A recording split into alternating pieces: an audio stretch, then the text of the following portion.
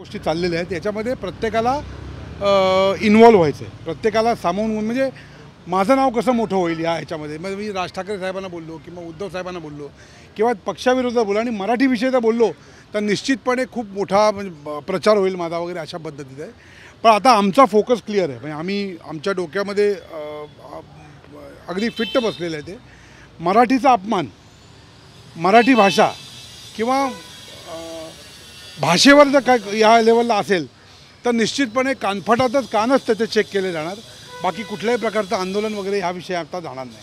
कारण आता ह्या एकंदरीत आठवड्याभरामध्ये जे काय दिसलं आहे ना, मग केवळ जाती या विषयावर कसं आहे की मराठी भाषावार प्रांतावर रचना झाल्यानंतर महाराष्ट्रामध्ये मराठीच आणि माझ्या मताप्रमाणे मला मराठीचं येत नसेल तर ठीक आहे, मी शिकून घेईन.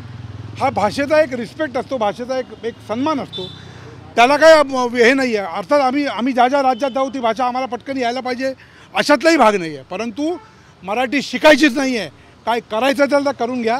तर उद्योजक वगैरे जे कोण काय असतील माझ्यामध्ये इथून पुढे कानफटातच बसणार आणि कानाच्या खाली जाळच काढला जाईल. याच्या पलीकडे दुसरं उत्तर आमच्याकडे काही नाही. असं म्हणते की तुमच्या वागणुकीमुळे मला मराठी भाषा शिकायची नाही आहे. तुमची ज्या पद्धतीची वागणूक आहे त्या वागणुकीमुळे मी निश्चय केला आणि मी प्रतिज्ञा घेतली असं म्हटले. सुशील केडियाकडे मनसे किंवा आमच्या वागणुकीचा काही संबंधच आला नाही ना कधी. आम्ही एक तर काळा का गोरा हे माहीत नाही. मला वाटतं आता isakal.com आहे देशातील नंबर 1 ची मराठी न्यूज वेबसाईट. प्रत्येक अपडेटसाठी isakal.com ला नक्की भेट द्या.